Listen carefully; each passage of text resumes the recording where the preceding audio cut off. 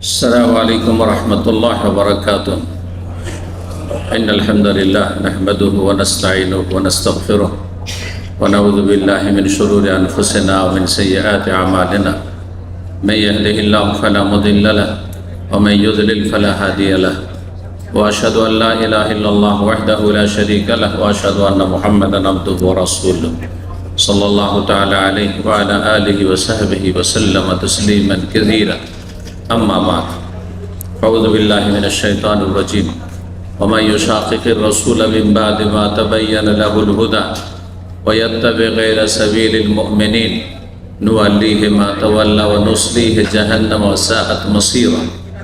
সম্মানিত ইসলামী কালচারাল সেন্টারের ইফতার ক্যাম্পের মেহমানগণ, আল্লাহ রাব্বুল আলামিনের প্রশংসা এবং প্রিয় নবী সাল্লাল্লাহু আলাইহি সাল্লামের উপর সালাতু সালামের পর আজ রবিবার 23 রমজান 1446 হিজরি মোতাবেক 23 মার্চ 2025 আমরা এই অল্প সময়ে একটি গুরুত্বপূর্ণ বিষয় নিয়ে আপনাদের সামনে আলোচনা করব, যে সম্পর্কে জানা প্রত্যেক মুসলিমের জন্য অত্যন্ত জরুরি, আর তা হচ্ছে সুন্নত ও বিদআত।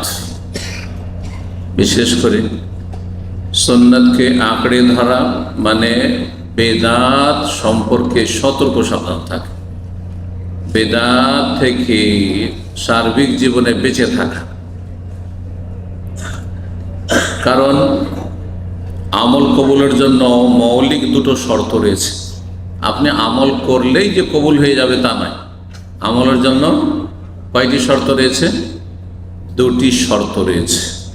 কে বলতে পারেন? যদি কেউ জানেন হাত তুললেন। হ্যাঁ, একটা শুধু হাত, দুটা বাস, একটা দুটো আর নাই। হ্যাঁ, গুতরা রুমাল হাত উঠে না কেন? হ্যাঁ, আসাবুল ইয়ামিন না, এরাই আসাবুল ইয়ামিন হয়ে গেল, এরা সব বামপন্থী। তো বলেন, আমল কবুলের কয়টি শর্ত? দুইটি শর্ত। অর্থাৎ আপনি নামাজ পড়ছেন, নামাজ কবুল হচ্ছে কি হচ্ছে না এই দুইটি শর্তের উপর নির্ভরশীল। এই দুটো শর্ত থাকে তো কবুল হবে, আর না হলে নামাজ পড়েও নামাজ আল্লাহর কাছে গ্রহণ হচ্ছে না, কোনো সওয়াব পাচ্ছেন। রোজা রাখছেন, রোজা রেখে সওয়াব পাবেন না যদি দুটি শর্ত না থাকে। হ্যাঁ, হজ করছেন, হজ করে এলেন, ওমরা করে এলেন, ওমরা কবুল হয়নি, হজ কবুল হয়নি যদি এই দুটো শর্তের কোনো একটি শর্ত না থাকে। জি, কি শর্ত? হ্যাঁ, খালেস নিয়ত। হ্যাঁ হ্যাঁ, ঠিক, ভালোই, খালেস নিয়ত, কথাটা ঠিকই বলেছেন। এখলাস বা খালেস একমাত্র, বাংলা তো বুঝাইতে হবে। খালেস নিয়ত, এখলাস, বাংলা ভাষাভাষী মানুষ কি বুঝবে? আপনাকে বুঝাইতে হবে। মানে ইবাদত একমাত্র, ইখলাস মানে নিখুঁত নির্ভেজাল করা। ইবাদতে ভেজাল থাকলে হবে না। 50-50। হ্যাঁ, আল্লাহকেও দিচ্ছি, মাজারকেও দিচ্ছি, আল্লাহকেও দিচ্ছি, পীরকেও দিচ্ছি। হ্যাঁ, আল্লাহর জন্য কোরবানি করছি, মাজারে ওরস খাসি মোরগ জবাই করছি, আল্লাহর ঘরে কাবা শরীফে চাদরও চড়াচ্ছি, আবার মাজারও চাদর চড়াচ্ছি। এটি চলবে না। এই ভাগাভাগি করলে হবে না। কথা বলছেন না? ইখলাস মানে নিখুঁত নির্ভেজাল করতে হবে, নিষ্ঠার সাথে, খুলুসিয়াতের সাথে ইবাদত করতে হবে। কার? যার ইবাদতের জন্য আল্লাহ সৃষ্টি করেছেন, তিনি হচ্ছেন মহান আল্লাহ রাব্বুল আলামিন। ওয়া মা খালাকতুল জিন্না ওয়াল ইনসা ইল্লা লিয়াবুদুন। সমস্ত জিন মানুষকে আল্লাহ তার ইবাদতের জন্য সৃষ্টি করেছেন। দ্বিতীয় শর্ত, একমাত্র ইবাদতের পদ্ধতি, তরিকা হবে কার? মুহাম্মদ রাসূলুল্লাহ সাল্লাল্লাহু আলাইহি ওয়াসাল্লামের। যার কলিমা পড়েছেন আপনি, এই কলিমায় দুটি কথা রয়েছে। কলিমা মানে আমল কবুলের দুটো শর্ত। লা ইলাহা ইল্লাল্লাহ, ইবাদত আল্লাহ ছাড়া কারো করি না, এটা ইখলাস। ইবাদতকে আল্লাহর জন্য একেবারে খাস করে দেওয়া, ভেজাল মুক্ত করে নেওয়া। আর মুহাম্মদুর রাসূলুল্লাহ মানে মুহাম্মদ সাল্লাল্লাহু আলাইহি ওয়াসাল্লাম আমার রাসূল, তার তরিকা ছাড়া আর কোনো তরিকায় আমি আমার ইসলাম পালন করি না। আমার ধর্মকর্ম করি কার তরিকায়? রাসূলুল্লাহ সাল্লাল্লাহু আলাইহি ওয়াসাল্লামের তরিকায়। বোঝা গেছে না? তাহলে তরিকা কয়টি? ইবাদত কার? এক আল্লাহর। আর তরিকা কয়টি? কার? একমাত্র রাসূলুল্লাহ সাল্লাল্লাহু আলাইহি ওয়াসাল্লামের। তরিকা একটি, আর ইবাদত শুধুমাত্র এক মহান রব, এক সত্তা আল্লাহ রাব্বুল আলামিনের। সহজ ভাষায় ইবাদত শুধু আল্লাহর হবে, আর তরিকা একমাত্র শুধু রাসূলুল্লাহর হবে সাল্লাল্লাহু আলাইহি ওয়াসাল্লাম। এবার বোঝা গেছে সহজ ভাষায়? গিয়ারে আছেন, কারণ গিয়ার ফেল করলে কাজ হবে না। এই গিয়ারে এসে ইবাদত করতে হবে। এখন প্রত্যেকটা আমলকে আপনি চেক করতে হবে এই কষ্টি পাথর যাচাইয়ের জন্য, যে আপনার প্রত্যেকটি ইবাদতে এই দুটো শর্ত বিদ্যমান আছে কিনা। নামাজ পড়ছেন এক আল্লাহর জন্য কিনা এবং এক রসুলের তরিকায় কিনা। রোজা রাখছেন, এই যে রোজা রেখে আছেন, এক আল্লাহর জন্য কিনা, না দুনিয়ার গরজে, কারো ভয়ে, কাউকে খুশি করার জন্য, কফিলকে খুশি করার জন্য, কেউ জেনে নিবে, কেউ দেখে নিবে, আর তারপর সামাজিকতার জন্য সবাই রোজা রাখে, তাই পরম্পরা রাখছে, দেখা দেখে রাখছে, না, কিছু না। একমাত্র আল্লাহর জন্য, মানুষকে দেখানোর জন্য, শোনানোর জন্য না, কোনো কিছু নেই। একমাত্র আল্লাহর জন্য, তার কাছে আশাই এবং তার ভয়। ভয় থাকলো তার, আর আশা থাকলো তার কাছে আসে। এটা নাম ইখলাস, তাওহীদ। আর তরিকা একমাত্র কার? রাসূলুল্লাহ সাল্লাল্লাহু আলাইহি ওয়াসাল্লামের। সুতরাং রোজাতে চিন্তা করেন তো, যদি রোজা রাখেন কিন্তু নবীর তরিকা রোজা না, সেই তরিকা আর কারো হোক, আপনার বাপদাদার তরিকায় হোক, আপনার হুজুরদের তরিকায় হোক, আপনার চিশতিয়ার তরিকা হোক, আর সাহারওয়ার্দী তরিকায় হোক, আর কাদেরি তরিকায় হোক, আর আপনার মুজাদ্দিদি তরিকায় হোক, আর আপনার নকশবন্দি তরিকায় হোক, আর আপনার চরমনাই তরিকা হোক, জৌনপুরি তরিকা হোক, এসব তরিকা দিয়ে ইবাদত করলে কাজ হবে না, কোনো কাজ হবে না। 126 তরিকা নেই ইসলাম। কয়টি তরিকা আছে? একটি তরিকা আছে, যেই তরিকার কলমা পড়েছেন। কোন তরিকার কলমা পড়েছেন? আপনি চিন্তা করেন, যেই দিন থেকে আমি জন্ম নিয়েছি সেই দিন থেকে শুরু করে কবরে যাওয়া পর্যন্ত, এমনকি হাসরের মাঠে পৌঁছা পর্যন্ত, এমনকি জান্নাতে যাওয়া পর্যন্ত, আল্লাহ না করে জাহান্নামে যেতে হয় কাউকে, কোনো জায়গায় আল্লাহ আর নবী ছাড়া কারো সম্পর্কে জিজ্ঞাসা করা হবে? অমুকে চিনতে কিনা জিজ্ঞাসা করা হবে? ইসলামের মাপ পাঠিয়ে আমাকে চিনতে হবে? আরে আমাকে, আমি তাওহীদ সুন্নাতের কথা বলছি, তারপর আমাকে চিনতে হবে, এটা ইসলামের জন্য জরুরি নয়। কিন্তু কাকে চিনতে হবে? কার তরিকে চলতে হবে? রাসূলুল্লাহ সাল্লাল্লাহু আলাইহি ওয়াসাল্লামকে চিনতে হবে। জি, উপায় নেই। সুতরাং আপনি যখন সাহরি খেয়েছেন, একটু আমলে ফিট করেন শর্তগুলিকে, তখন একমাত্র আল্লাহর জন্য রোজা রেখেছেন, তাই না? কিন্তু যদি সেখানে নিয়ত পড়েন, নাওয়াইতু আন আসুমা গাদান লাকা মিন শাহরি রমাদান, আমাদের দেশীয় নিয়ত পড়া, তাই এটা নবীর তরিকা প্রমাণ করেন। যদি নবীর তরিকা হয় তাহলে পড়েন আপনি, আর যদি নবীর তরিকা না হয়, নবীর তরিকার নাম সুন্নাত। এই যে আমার আসল বিষয় কি? সুন্নাত আর বিদআত। সুন্নাতকে ধরতে হবে আঁকড়ে, আর বিদআতকে তালাক দিতে হবে, 3 তালাক। জীবনেও ফিরিয়ে নেওয়া না যায়, জীবনেও ফিরবেন না বিদআতের দিকে। তো হয় আপনাকে প্রমাণ করতে হবে আপনার মুরব্বীদেরকে যে নবী সাল্লাল্লাহু আলাইহি ওয়াসাল্লাম, সাহাবীরা কেউ নাওয়াইতো পড়েছেন, নিয়ত এখানে করেছেন না এখানে করেছেন, আপনার জানতে হবে। নবী সাল্লাল্লাহু আলাইহি ওয়াসাল্লামের নিয়ত হচ্ছে অন্তরে সংকল্প, সাহাবীদের নিয়ত হচ্ছে অন্তরে সংকল্প, 4 খলিফার নিয়ত হচ্ছে অন্তরে সংকল্প, 4 ইমাম আবু হানিফা, শাফি, মালিক, আহমদ সবার নিয়ত হচ্ছে অন্তরে সংকল্প। আর আপনি মুখে নিয়ত পাঠ করছেন, আপনি নামাইতো নামাজের জন্য, আর আপনার রোজার জন্য, তাহলে নবীর তরিকায় রোজা হইল না। হইল নবীর তরিকায় রোজা? রোজা নবীর তরিকা। নবীর তরিকার রোজা হচ্ছে যে শুভ সাদেক হয়ে গেছে, ব্যাস খাবার বন্ধ করে দিতে হবে, ঠিক কিনা? যেহেতু বলে খুব ক্ষুধা লেগে আছে আর পিপাসাও লেগে আছে, যে ক্ষুধাটা না হয় আমি সামলিয়ে নেব, কিন্তু আমি পিপাসাতে তো রোজা রাখতে পারবো না, আর পানি খেতে পাইনি, জাগলেন আজানের 10 মিনিট পরে ফজর হয়ে গেছে, 1 ঢোক পানি খাওয়া যাবে? যদি 1 ঢোক পানি খেয়ে না রোজা সারাদিন রোজা রাখেন, কবুল হবে?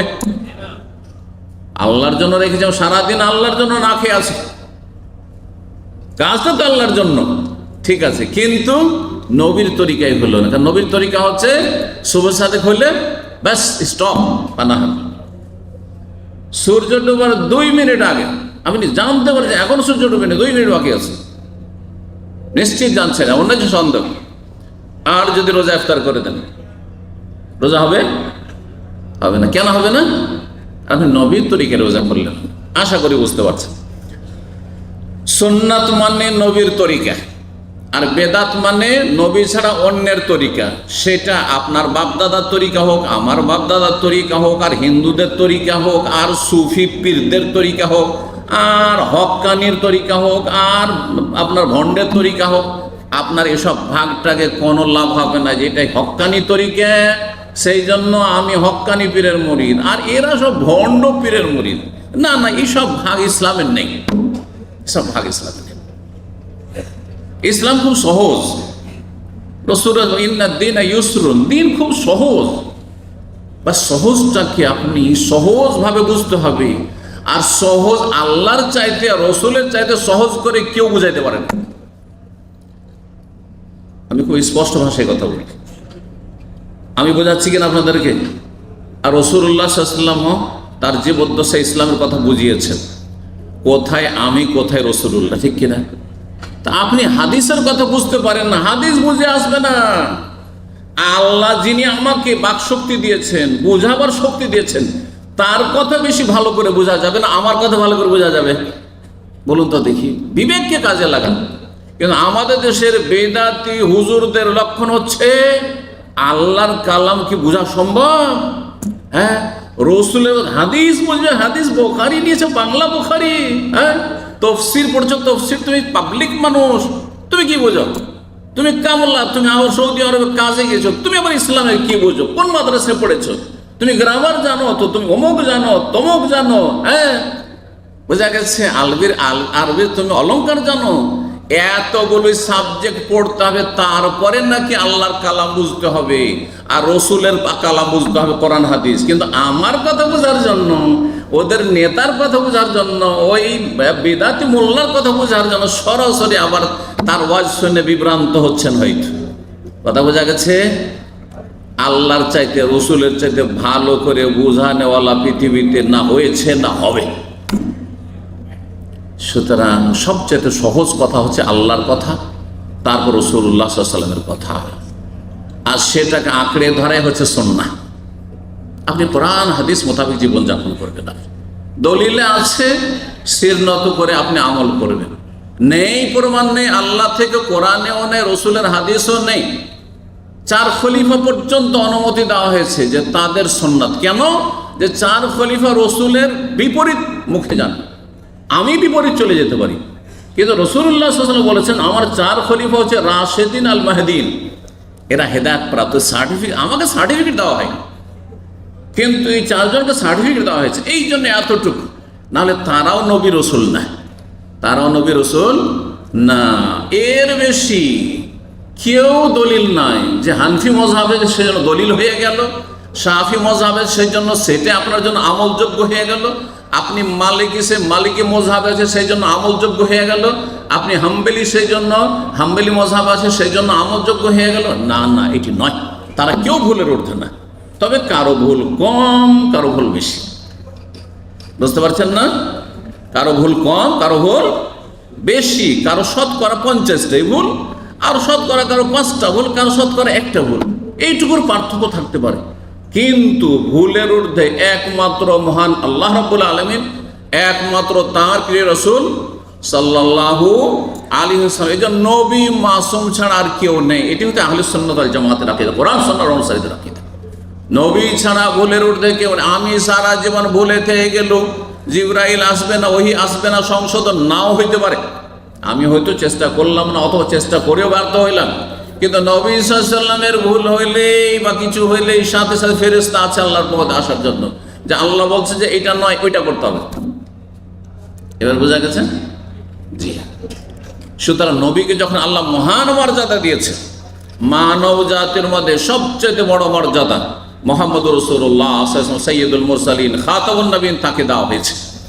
সুতরাং তিনি সার্বিক জীবনে অনুসরণীয়, আর কেউ না। সুতরাং তার তরিকা ছাড়া আর কোনো তরিকা অচল চলবে না। ভালো করে শুনে রাখেন, কথাগুলি বোঝার চেষ্টা করেন এবং দিন চর্চা করেন, দিনকে গরজ করেন। কারণ জান্নাতের বিষয়টি, হ্যাঁ জাহান্নামের বিষয়, যদি গরজ করেন তাহলে জান্নাতে যাওয়া সহজ হয়ে যাবে। আর এটাকে যদি গরজ না মনে করেন, কি পাবো, হ্যাঁ নগদ পয়সা, হ্যাঁ কত কি পাওয়া যায়, কোথায় কি বেনিফিট, হ্যাঁ দুনিয়ার স্বার্থ, পেট আর পেট, তাহলে আপনার গরজ জান্নাত ছিল না, জাহান্নাম থেকে বাঁচা গরজ ছিল না। সুতরাং ফালাহু মানাওয়া, যা নিয়ত ছিল সেই পেয়েছেন, দুনিয়া পেয়েছেন, আখেরাত থেকে বঞ্চিত হবেন, আখেরাতের নিয়ামত থেকে জান্নাত থেকে বঞ্চিত হবেন। আল্লাহ যেন বুঝার তৌফিক দান করেন। নবীর তরিকাকে আঁকড়ে ধরতে হবে, এটির নাম সুন্নাত। আর নবীর তরিকা ছাড়া সমস্ত তরিকা ধর্ম কর্মের ক্ষেত্রে বাদ দিতে হবে। দুনিয়ার ক্ষেত্রে করেন, কারো কাছে কোনো ব্যবসা শিখেছেন, কারো কাছে কোনো ব্যবসা শিখেছেন, একটা ব্যবসা সৌদির কাছে শিখেছেন, আর একটা কোনো বাঙালির কাছে শিখেছেন, আর একটা কোনো পাকিস্তানের কাছে শিখেছেন, আর একটা কোনো আফ্রিকার কাছে শিখেছেন। আপনি ব্যবসা দুনিয়াদারি যার কাছে ইচ্ছা তার কাছে শিখেন, যার তরিকায় করবেন তার তরিকায় করেন। কিন্তু ধর্ম কর্ম ইমান ইসলাম করলে কার তরিকা আসতে হবে? যার কলেমা পড়েছেন, আবার বলছি, রাসূলুল্লাহ সাল্লাল্লাহু আলাইহি ওয়াসাল্লাম। আল্লাহ বলছেন, অনেকগুলি আয়াত রয়েছে, কিন্তু একটি আয়াত বলি আপনাদেরকে সময় স্বল্পতার জন্য। সূরা নিসা আয়াত 115-তে, ওমান ইউশাকিকির রাসূল মিন বাদি মা তাবায়্যানা লাহুল হুদা, যারা রাসূলুল্লাহ সাল্লাল্লাহু আলাইহি ওয়াসাল্লামের বিরুদ্ধাচরণ করবে, রসুল যেই পথে সেই পথে না, এই দিকে না বামে, নবী এই দিকে যাচ্ছেন আর আপনি এই দিকে যে ইবাদত করছেন, ওই তরিকে ইবাদত করছেন আপনি। ওমান ইউশাকিকির রাসূল, রসুলকে বাদ দিয়ে রসুলের নাফরমানি করে যারা জীবনযাপন করবে, মিন বাদি মা তাবায়্যানা লাহুল হুদা, অথচ হেদায়েত স্পষ্ট হয়ে গেছে। কিসের মাধ্যমে? ওহির মাধ্যমে, কোরআনের মাধ্যমে হেদায়েত স্পষ্ট, যে কোনটা হক কোনটা বাতিল। রসুলের হাদিস মওজুদ রয়েছে, হাদিসের বিভিন্ন ভাষায় অনুবাদ হয়ে গেছে, এবং কোরআন হাদিস বোঝানোওয়ালা ভালো ভালো স্করা আলেম ওলামা, কোরআন সুন্নাহ দক্ষ আলেমরা আছেন। কিন্তু আপনি ধর্ম বোঝার ক্ষেত্রে ভালো আলেমের শরণাপন্ন হননি। কিন্তু আপনার শরীর অসুস্থ হইলে আপনি ভালো করে বুঝতেন যে দাম্মামের সবচাইতে ভালো ডাক্তারকে, আমার এই রোগের স্পেশালিস্ট হিসাবে মেলা স্পেশালিস্ট আছে দাম্মামে, মেলা ক্লিনিকে, হসপিটালে, কিন্তু কোন জায়গায় সবচাইতে ভালো ডাক্তার আছে? আবার নিজের ভাষায় যদি হয়তো বাঙালি ডাক্তার, এতগুলির মধ্যে সবচাইতে ভালো কোনটা ডাক্তার? এতগুলি সব খোঁজ আছে আপনার কাছে। কারণ আপনার শরীর স্বাস্থ্যের ব্যাপার স্যাপার যেটা আপনার গরজ, পক্ষান্তরে জান্নাতের এত ধার ধারতেন না, জাহান্নাম থেকে বাঁচা আপনার জন্য মাথার ব্যথার বিষয় ছিল না। হইলো হইলো, না হইলো না হইলো, কোনো ফ্যাক্টর না, এক জায়গায় গেলেই হবে। এ হচ্ছে আজকাল অধিকাংশ মুসলিমদের জীবনযাপন। যদি এমনটাই হয়ে থাকে যে গরজ করলেন না, ফুটপাতে ইসলাম নিচ্ছে না, ফুটপাতে ওষুধ কিনবে, তখন কিনবেন যে মিসওয়াক বিক্রি করে, টুপি বিক্রি করে, এই যে সিকো মার্কেটে, ফুটপাতে মার্কেট আর মার্কেট, ফুটপাথ থেকে ওষুধ কিনবেন, কেউ ফ্রি দিলেও নেবেন না, ফ্রি দিলেও নেবেন না, বলবে কোথাকার ভুসি মুসি আছে, হ্যাঁ কোথাকার কি যে আছে, বিপদ হয়ে যায়, হ্যাঁ কখনো খাবেন না। কারণ শরীরকে আপনি রক্ষা করতে চান, কিন্তু আপনি আত্মাকে রক্ষা করতে চান না, আপনার ইমানকে রক্ষা করতে চান না, আপনার জান্নাতকে সেভ করতে চান না, আপনি জাহান্নাম থেকে নিজেকে সুরক্ষিত করতে চান না। আপনার ওই সব গরজ নেই, যার ফলে সুন্নতেরও কাজ করছেন, বেদাতও করছেন, যা যেটা দেখছেন সেটাই করছেন আপনি। এইভাবে কাজ হবে না। বলছেন যে হেদায়েত স্পষ্ট হয়ে গেছে নবী আসার মাধ্যমে, কোরআন হাদিসের মাধ্যমে। তারপরে যদি কেউ রসুলের তরিকা বাদ অন্য তরিকা ধরে, আর মুমিনদের রাস্তা বাদ দিয়ে অন্যদের রাস্তা ধরে। মুমিন যখন কোরআনের আয়াত নাযিল হয়, তখন মুমিন কারা ছিল? আয়াতটা বুঝেন ভালো করে। আমরাও মুমিন মুসলিম, তাই না? কিন্তু আমাদের যুগে কোরআন নাযিল হয়নি। কোন যুগে নাযিল হয়েছে? যেই সময় কোরআন নাযিল হয়, তখন যে মুমিন মুসলিমগুলি ছিল, ওদের একটি নাম আছে। নামটা কি? সাহাবা। ওদের নাম কি? সাহাবি। কার সাহাবি? সাহাবি মানে সহচর, সঙ্গী। কার? রাসূলুল্লাহ সাল্লামের। তাহলে বোঝা গেল যে মুমিনদের রাস্তা বাদ দেওয়া যাবে না, মানে সাহাবায়ে কেরামদের আদর্শ বাদ দিয়ে আপনি, সাহাবায়ে কেরামদের বাড়ি কোথায় ছিল? হয় মক্কায় না হয় মদিনায়। আরো ক্লিয়ার করে দিতে হলে তাহলে মক্কা মদিনার ইসলাম বাদ দিয়ে যদি ইরাকের ইসলাম নেন, ইরাকে তো বড় মাজার আছে, হ্যাঁ, বড় পীর আব্দুল কাদের জিলানীর, ওই ধর্ম নেবেন আপনি। হ্যাঁ, যদি ইরান, আপনি পারস্য দেশের আপনি ধর্ম নেন, ভারতের ধর্ম নেন, হ্যাঁ, বেরেলি থেকে ধর্ম নিয়ে আপনি বেরেলি রেজবি, আর না হলে দেওবন্দ থেকে ধর্ম নিয়ে আপনি দেওবন্দি, হ্যাঁ, না হয় তবলিগি আপনি, হ্যাঁ, চিল্লাপাঠ, হ্যাঁ, আর না হলে আপনি মওদুদি ভারতীয়, তার থেকে ইসলাম নিয়ে আপনি মওদুদির চিন্তা চেতনা নিয়ে আপনি হচ্ছেন আপনি জামাতি। তাহলে আপনি কিন্তু রাস্তা অন্য ধরে নিয়েছেন। খুব স্পষ্ট ভাষায় বলছি, হ্যাঁ, যাদের বোঝার ভালো করে যাতে বুঝতে পারেন, আর বুঝতে কোনো অস্পষ্টতা না থাকে। কারণ অনেক সময় না বোঝার কারণে মানুষ বিভ্রান্ত থাকে, বুঝছেন, ভাবছেন যে এইটাই হয়তো সহি তরিক, এটা সহি তরিক। মদিনার ইসলাম নিতে হবে, মক্কার ইসলাম নিতে হবে, হারমাইন শরীফাইন থেকে ইসলাম নিয়ে যেতে হবে, রসুলের দেশ থেকে ইসলাম নিয়ে যেতে হবে, সাহাবায়ে কেরামদের দেশ থেকে ইসলাম নিয়ে যেতে হবে। এবং দেখেন পার্থক্যটি, যে এখানে আলহামদুলিল্লাহ এই দুটো অপরাধ অন্তত নেই। সারা দুনিয়াতে অপরাধ আছে কমার বেশি, কিন্তু দুটো অপরাধ এই আরব দেশে, হারমাইন শরীফের মক্কা মদিনা দেশে নেই। শিরিক নেই, আছে কোনো মাজার আছে, কোনো পীর মুরিদি আছে, কাউকে সেজদা করা আছে আল্লাহ ছাড়া? আল্লাহ ছাড়া কারো সেজদা নেই, না গাছের সেজদা আছে, না পাথরের সেজদা আছে, না কবরের সেজদা আছে, না দুর্গা সেজদা আছে। আলহামদুলিল্লাহ রাব্বিল আলামিন। আল্লাহ যেন কিয়ামত পর্যন্ত এটা বহাল রাখে, তাওহীদের উপর এই দেশকে আল্লাহ কায়েম রাখেন। 2 নম্বর, এই দেশে প্রকাশ্যে কোনো বেদাত নেই, বেদাত নেই। এখানে মিলাদ আছে, কেয়াম আছে, আছে, এর 40 আছে, মরা মরসের খানা আছে, ভোজ ভাজ আছে, কিছু নেই, কিছু নেই। শবে বরাতে হালুয়া রুটি আছে, শবে বরাতে দলে দলে কবরস্থানের জিয়ারত আছে, আর শবে বরাতে নফল পড়া সারা রাত যাপন করা আছে, নেই এদেশে। এদেশে নিয়ত পড়া আছে নামাজে দাঁড়ার পরে, আছে? কোন একজন ইমাম পাবেন এই দেশে, হ্যাঁ, আরব দেশের ইমাম, যে নিয়ত পড়ে নামাজ শুরু করে, হ্যাঁ, তারপরে মুক্তাদি ইক্তাদাইতে বেহাজেল ইমাম পড়ে। যদি কেউ পড়ে দেখবেন ইন্ডিয়া, নয় বাংলাদেশ, নয় পাকিস্তান, বেদাতের দেশ। আর এই বেদাতগুলি গিয়েছে আপনার ইরাক ইরান থেকে, ফিতনার জায়গা থেকে গেছে। আর ফিতনা নবী সাল্লাল্লাহু আলাইহি ওয়াসাল্লাম বলেছেন, ওইদিকে ইশারা করে, জি, সতর্ক সাবধান। সুতরাং আল্লাহর হস্তে বলছি, আপনাদের হিতাকাঙ্ক্ষী হয়ে বলছি, আমার কোনো যায় আসে না। আলহামদুলিল্লাহ, আল্লাহ আমাকে তাওহীদ বোঝার তৌফিক দিয়েছেন, আল্লাহ আমাকে সুন্নাহ বোঝার তৌফিক দিয়েছেন। আমি তাওহীদ সুন্নাতকে আঁকড়ে ধরে আছি এবং চেষ্টা করছি। আল্লাহ যেন এর ওপর আমাকে ইস্তেকামত, অটলতা দান করেন, এবং এর ওপরই যেন আমার হায়াত মওত দান করেন, এবং এর ওপর যেন আমার হাসর করেন। কিন্তু আপনাদের কথা, মুসলিম সমাজের কথা, ভারত, বাংলাদেশ, উপমহাদেশের মুসলমানদের কথা চিন্তা করলে দেখি, সিংহভাগ মানুষ বড়ই ধার্মিক, বড়ই আবেগী ধর্মের ক্ষেত্রে, বড়ই আন্তরিক ইসলাম পালনের ক্ষেত্রে, কিন্তু ইসলাম পালন করে ভুল ইসলাম, ভেজাল যুক্ত ইসলাম, ভালো করে মন্দ করে, আওয়াবিনের নামাজ পড়ে, মাগরিব পড়ে, আছে না নেই? উদাহরণ দিলে একটু একটু করে বুঝে আসবে।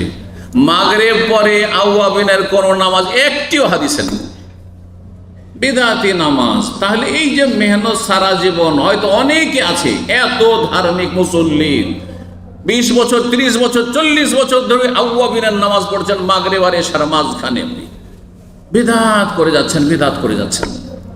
সারা জীবন আজ পর্যন্ত নামাজ পড়ছেন, নাওয়াইতু আন উসাল্লি লিল্লাহি তাআলা, হ্যাঁ, সালাত আয-যুহরি 4 রাকাতের মুতাওয়াজ্জিহাল কাবাতে শরীফাতে। কখন আল্লাহ এটা কবুল করবেন না, কারণ আল্লাহ শিখাননি, রসুল শিখাননি। এটা আপনাদের মুরব্বীদের গদ বাঁধা নিয়ত পাঠ। এর আগেও বলেছি, নিয়ত যদি করতে হয় সব আমলে করতে হবে, না বেছে বেছে করলে সব আমলের করতে হবে, ঠিক কিনা? শুধু নামাজে নিয়ত পড়া আর রোজাতে নিয়ত পড়া, জাকাতে নিয়ত পড়ছেন, কেন পড়ছেন না আপনি? জিকিরে নিয়ত পড়ছেন, হ্যাঁ, বাপ মায়ের সেবা করছেন তখন নিয়ত পড়ছেন, কারণ ওইটা ইবাদত না, ওইটা নাকি নয়, হ্যাঁ। স্ত্রীকে টাকা পাঠাচ্ছেন, ছেলে মেয়েকে খরচ খরচা পাঠাচ্ছেন, আপনি ভরণ পোষণ, ওইটা নাকির কাজ নয়, ওই তো ফরজ আদায় করছেন আপনি। তখন কেন নিয়ত পড়েন না ব্যাংকে টাকা পাঠাবার সময়? হ্যাঁ, তাহলে নিয়ত মুখস্থ করতে করতে কিয়ামত হয়ে যাবে আপনাদের। প্রত্যেকটা আমলের এরকম নিয়ত মুখস্থ করা শুরু করেন গদবাঁধা নামাজের মতো, রোজার মতো করে, এতেই তো 6 মাস লাগিয়েছে। অনেকে ভুক্তভোগীরা এসে বলে যে শেখ, যখন ও মক্তবে গিয়েছি আর ও কায়দা আমপারা পড়তে, আমাকে আমপারা কি ধরাবে আর কোরআন কি ধরাবে? 6 মাসে 1 বছর শুধু গদবাঁধার নিয়ত, জোহরের নিয়তের গিয়ার আলাদা, আসর আলাদা, মাগরিব আলাদা, সুন্নত আলাদা, বেতর আলাদা, ফরজ আলাদা, আর আল্লাহু আকবার, মুশকিল।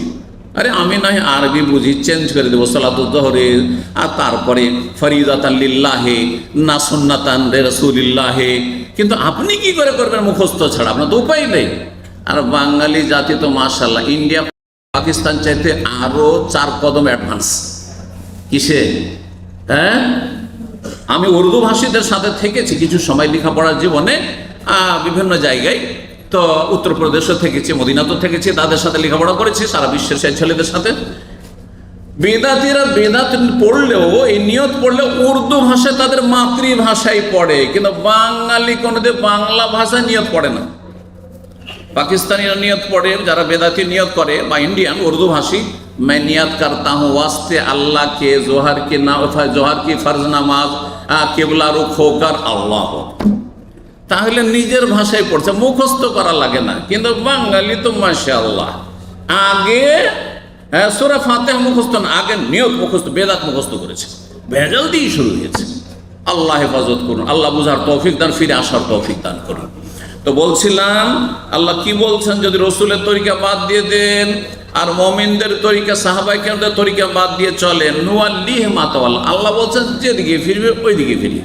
বেদাত করবে করতে থাকো, মিলাদ করবে করতে থাকো, কিয়াম করবে করতে থাকো, সম্মিলিত দুরুদ পাঠ করবে করতে থাকো, সম্মিলিত মোনাজাত করতে থাকবে করতে থাকো, ইত্যাদি ইত্যাদি, যা পারবে তাই করো।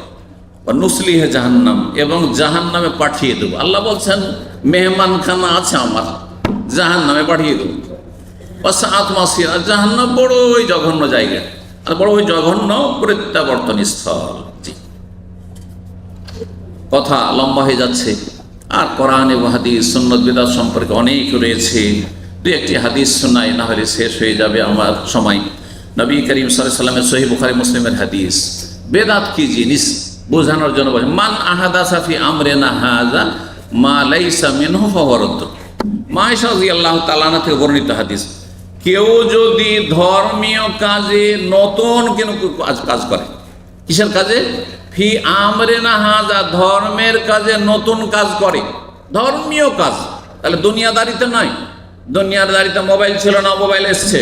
হ্যাঁ, আপনার দুনিয়ার যান্ত্রিক উন্নতি ছিল না, উন্নতি হয়েছে। দুনিয়ার সমস্ত আপনি সামগ্রী ব্যবহার করছেন, যেগুলো নিত্য নতুন ব্যবহার করছেন, আপনি ইন্টারনেট ব্যবহার করছেন, এগুলো বেদাত নয়, কারণ এগুলো দুনিয়া। আপনার মাইক ব্যবহার করছে দুনিয়া, এটা সওয়াবের জন্য নয়, আওয়াজ পৌঁছে দেওয়ার জন্য মাধ্যম হিসাবে, এটা নেকির জন্য ব্যবহার করি না। বোঝা গেছে না? সুতরাং এই মাইক ওয়াজে ব্যবহার করেন, আর চিল্লা পাটিতে গিয়ে ব্যবহার করেন আপনি, অথবা মসজিদে ব্যবহার করেন, নামাজে ব্যবহার করেন, এটা কোনো ইবাদত নয়। কিন্তু এক শ্রেণীর মোল্লা এমন ইসলাম সম্পর্কে বিভ্রান্ত, না না না না, এ মাইকে ওয়াজ তো চলবে, কিন্তু নামাজের প্রচার প্রসার চলবে না, তারপরে তকবীর একামত দেওয়া যাবে না, আর তারপরে আমাদের যে সব তরিকা আছে এগুলির প্রচার প্রসার এটাতে চলবে না, সোশ্যাল মিডিয়া ইউজ করা চলবে না। এগুলোকে ধর্ম, দুনিয়াকে ধর্ম বানিয়ে ফেলেছে, দিয়ে একাকার, হক বাতিলের একাকার করে দিয়েছে, মানুষকে বিভ্রান্ত করে ফেলেছে। দুনিয়ার ক্ষেত্রে যতই নতুন আসুক না কেন, ইসলাম বিরোধী না হলে করতে থাকে। নতুন নতুন খাবার, নতুন নতুন পোশাক, নতুন নতুন তরিকা, নতুন নতুন আপনার সাজ সরঞ্জাম ব্যবহার করেন, কিন্তু ধর্মের ক্ষেত্রে মান আহাদাসা ফি আমরিনা হাযা, আমাদের ধর্মের কাজে কেউ যদি নতুন কাজ করেন, মা লাইসা মিনহু, যেটা ধর্ম নয়। রাসূলুল্লাহ সেটাকে দিন বলেন, ইসলাম বলেননি। সাহাবীরা সেটাকে ইসলাম বলে জানেনি, আপনি সেটা করছেন, ফাহুয়া রাদ্দুন, তাহলে সেটা মরদুদ, রিজেক্টেড, প্রত্যাখ্যাত, সেটা একবারে রদ হয়ে যাবে, আল্লাহ কবুল করবেন না। তাহলে রাসূলুল্লাহ সাল্লাল্লাহু আলাইহি ওয়াসাল্লামের জামানায় জিকির ছিল কি ছিল না? জিকির ছিল না? ছিল না। কিন্তু জিকির একাকী ছিল, সম্মিলিত জিকির ছিল না। দরুদ ছিল না? ছিল না। কিন্তু সম্মিলিত মহব্বতের সাথে একটু জলসা মহফিলে দরুদ আল্লাহুম্মা লাগিয়ে দিলেন, আপনি বেদাত করলেন। আপনি বেদাত করলেন। মহব্বতের সাথে কি করেন আপনি? একটু জিকির করেন, লা ইলাহা ইল্লাল্লাহ লাগে সুর করে লাগিয়ে দিলেন, সবাই এক সুরে পড়ছে, বেদাত করলেন আপনি। সম্মিলিত মোনাজাত সালাম ফেরার পরে ফরজ নামাজ থেকে ইমামকে দিয়ে দিলাম, ভেরে দিলাম, গোটা গ্রামের দোয়া আপনি করেন, আমরা শুধু কবুল করো কবুল করো। আমিন মানে, আমিন মানে কি? কবুল করো। তাহলে ইমাম আপনার গোটা গ্রামের সমস্যা কি করে জানবে রে ভাই? আমার বাড়ির কি সমস্যা, আমার শারীরিক কি সমস্যা, আমার কি গরজ প্রয়োজন রবের কাছে আমি জানি। শুধু আমার কথা আমি পেশ করব না, ইমাম একা দোয়া করবে আর আমরা আমিন আমিন বলতে থাকবো পাগলের মতো? তাহলে পাগলামি না? সম্মিলিত মোনাজাত যুক্তিতেও টিকে না, দলিলেও টিকে না। নবী সাল্লাল্লাহু আলাইহি ওয়াসাল্লাম জীবনে সম্মিলিত মোনাজাত করেনি ফরজ নামাজের পর। আজকে সৌদি আরবে কোথাও সম্মিলিত মোনাজাত পাবেন না আপনি। একসাথে সবাই মোনাজাত করছে পাবেন না, একমাত্র কুনুতে পাবেন। হ্যাঁ, বেতরের কুনুতে পাবেন, বা বালা মুসিবতের কুনুতে পাবেন, কারণ নবী সাল্লাল্লাহু আলাইহি ওয়াসাল্লাম এটা 1 মাস ধরে কুনুতে নাজেলা করেছেন কাফেরদের জন্য বদদুয়া, আর বেতরের কুনুত প্রমাণিত রয়েছে সাহাবায়ে কেরাম থেকে, রাসূলুল্লাহ সাল্লাল্লাহু আলাইহি ওয়াসাল্লাম থেকে। সুতরাং বেতরে শুধু কুনুত করবেন আর জামাতে নামাজ পড়ছেন, সেই জন্য আমিন আমিন বলছেন। কিন্তু এমনি ইমাম দোয়া করছে আর আপনার মোনাজাত করছেন, জলসা করলো আর বক্তা মোনাজাত করছে আর আপনারা শুধু আমিন আমিন বলছেন। ভাই আমার গরজ আমি জানি, আমি ওই হিসাবে দোয়া করো। আপনাদের প্রত্যেকের প্রয়োজন আলাদা। আপনাদের দোয়া করলে আমি করবো কি করে? আমি তো জানিও না যে আপনাদের কি দরকার, কি প্রয়োজন। সুতরাং এটা বেদাতি তরিকা, সুন্নতি তরিকা। প্রত্যেকে যে বসে আছেন আপন আপন জায়গায়, সেখানে আপনার দোয়া করতে দেন। আপনার দোয়া আপনি করেন, আমার দোয়া আমি করব। যে ভাইয়ের যে প্রয়োজন সেটা করবে। কারো দুনিয়া দরকার, কারো দিন দরকার, কারো তওবা করা দরকার, আর কারো রুজি দরকার, কারো সুস্থতা দরকার। যার যেমন প্রয়োজন সে সেই রকম দোয়া করতে থাকবে। তো বলছিলাম যে এমন না হয় যে আমল করলেন কিন্তু ফাহুয়ারাদ্দুন, সেটা প্রত্যাখ্যান হয়ে গেল, রিজেক্ট হয়ে গেল আল্লাহর কাছে। যদি নবীর তরিকায় না আসেন তাহলে তাই হবে। নবী সাল্লাল্লাহু আলাইহি ওয়াসাল্লামের আরো হাদিস আবু দাউদ, তিরমিজি, এইসব নাসাইতে রয়েছে, ইয়াকুম মুহদাসাতিল উমুর, সাবধান নতুন নতুন কাজ থেকে। নতুন নতুন ধর্মের নামে কাজ করবে না। নতুন ধর্ম দেখে ভালো লাগছে করবে না, আগে দেখবে যে আছে কিনা কোরআন হাদিসে, দলিল প্রমাণে আছে কিনা। কেন? ফাইন্না কুল্লা মুহদাসাতিন বিদআহ, প্রত্যেক নতুন কাজ হচ্ছে বিদআত। অকুল্লু বিদআতিন দালালা, প্রত্যেক বিদআত হচ্ছে গুমরাহি, জান্নাতের রাস্তা হারিয়ে দেওয়া, জাহান্নামের রাস্তা। অকুল্লু দালালাতিন ফিন্নার, আর গুমরাহ হয়ে গেলে রাস্তা জান্নাতের হারিয়ে দিলে জাহান্নামে যেতে হবে। নবী সাল্লাল্লাহু আলাইহি ওয়াসাল্লামের হাদিসে রয়েছে। নবী সাল্লাল্লাহু আলাইহি ওয়াসাল্লাম বলেছেন যে ইহুদিরা 71 ভাগে বিভক্ত হয়েছে, খ্রিস্টানরা 72 ভাগে বিভক্ত হয়েছে, আর আমার উম্মত কয় দলে বিভক্ত হবে? 73 ভাগে বিভক্ত হবে। কুল্লুহুম ফিন্নার, সবগুলি জাহান্নামে যাবে। সুবহানাল্লাহ, 73 ভাগের 72টাই দল জাহান্নামী, আর ওই দলগুলি আমার বড় দল। আর একটি শুধু ক্ষুদ্র দল, ইল্লা ওয়াহিদা, একটি দল শুধু জান্নাতে যাবে। তাদের লক্ষণ কি? নাম বলেননি, কিন্তু নাম বলে ওই নামটা সবাই নিত। বেদাত করে, শিরিক করে, মাজার পূজা করে নিজেদেরকে সুন্নি বলে। আমাদের বলে না, মাজার পূজা করলে সুন্নি, আর মাজারের বিরুদ্ধে বললে ওর নাম ওয়াহাবি হয়ে যায়। এটা হলো আমাদের দেশীয় ধর্ম, ঠিক না? না না, এর কোনো অস্তিত্ব নাই। সুন্নাতকে আঁকড়ে ধরলে সুন্নি, আর সুন্নাতকে আঁকড়ে নবীর তরিকে আঁকড়ে না ধরলে সে বেদাতি। যতই সে নিজেকে সুন্নি সুন্নি সুন্নি করুক না কেন, আল্লাহ বুঝার তৌফিক দান করুন। তো বলছিলাম সেই দলটি মা আনা আলাইহিল ইয়াউম ওয়া আসহাবি, নবী সাল্লাল্লাহু আলাইহি ওয়াসাল্লাম বলছে আমি যে আদর্শের উপর আছি আর আমার সাহাবায়ে কেরামগণ যেই তরিকার উপর থাকবে, এইটাকে যারা ধরে থাকবে তারাই শুধু জান্নাতে যাবে। তাহলে আমার আপনার ইসলামকে চেক করতে হবে নবীর জামানার ইসলামের সাথে, যে নবী সাল্লাল্লাহু আলাইহি ওয়াসাল্লামের জামানায় এটা ছিল কিনা। নবীর জামানায় কবর পাকা ছিল? আপনাদের যদি এক একটা করে, নবীর জামানায় কবর পাকা ছিল? কখনো ছিল? নবীর জামানায় কবর চাদর চড়া থাকতো? নবীর জামানাতে কবরের গম্বুজ বানানো ছিল? ছিল না। নবীর জামানায় কবরে ওরস লাগতো? নবীর জামানায় কবরে কি খাসি মোরগ জবাই হইতো? না, হইতো না। নবীর জামানায় পীর কে ছিল আর মুরিদ কারা ছিল বলেন তো দেখি? আচ্ছা, নবী ইন্তেকাল করলেন, তারপরে প্রথম পীর কে উম্মতের? আবু বকর খলিফা ছিলেন না পীর ছিলেন? খলিফা, রাষ্ট্রনায়ক ছিলেন তিনি। রাষ্ট্রনায়ক, খলিফা, রাজা বলেন আর রাষ্ট্রপতি বলেন আর প্রধানমন্ত্রী বলেন আর খলিফা বলেন, একই জিনিসের বিভিন্ন নাম। ইসলামিক নাম হচ্ছে খলিফা। যদি ইসলামীকরণ করতে চান তাহলে খলিফা, কিন্তু কোনো নাম ফরজ নাই। রাজার নাম দিয়েও যদি ইসলাম প্রতিষ্ঠা হয় সেটাই ইসলাম, আর রাষ্ট্রপতির নাম দিয়েও যদি ইসলাম প্রতিষ্ঠা সর্বে সেইটাই হচ্ছে ইসলাম, আর প্রধানমন্ত্রী না প্রাইম মিনিস্টার নাম দিয়েও যদি ইসলামের আইনের বাস্তবায়ন সেটাই হচ্ছে ইসলাম। কোনো অসুবিধা নেই। বাস হ্যাঁ, ইহুদিদের তরিকে আসলে হবে না, খ্রিস্টানদের তরিকে আসলে হবে না। এই গণতান্ত্রিক পদ্ধতি দিয়ে কখনো ইসলামের কল্যাণ হয়নি, হবে না। সুতরাং এইসব স্বপ্ন দেখে না, এসব স্বপ্ন দেখে লাভ নাই। এ সমস্ত বাতিল, সমস্ত পচা সরা, সমস্ত দুর্গন্ধযুক্ত। এইটি আর একটি চরম বেদাত। নবীর আদর্শ, সাহাবায়ে কেরামদের আদর্শ ডেমোক্রেসি নয়, গণতন্ত্র নয়। সুতরাং এই স্বপ্ন আজকালকার কিছু দাড়িওয়ালারা দেখছে, হুজুররা দেখছে যে আমরাও ক্ষমতায় যাব। এতদিন তোরা ভোগ করলি, আর খুব জুলুম অত্যাচার করলি, আর খালিদ আলী আর পাচার করলি, এখন আমাদেরকে একটা সুযোগ এসছে, সুযোগ দে।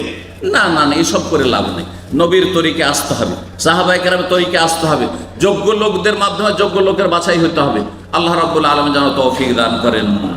কথা আরও রয়েছে সুন্নত বিদআত সম্পর্কে, ইনশাআল্লাহ তাআলা সময় সাপেক্ষে আবার আলোচনা করা যাবে। রব্বুল আলামিন আমাদেরকে নেক আমলে তৌফিক দান করেন, শিরক থেকে বেঁচে থাকার তৌফিক দান করেন, বিদআত থেকে বেঁচে থাকার তৌফিক দান করেন, নবীর তরিকাকে আঁকড়ে ধরে রাখার তৌফিক দান করেন।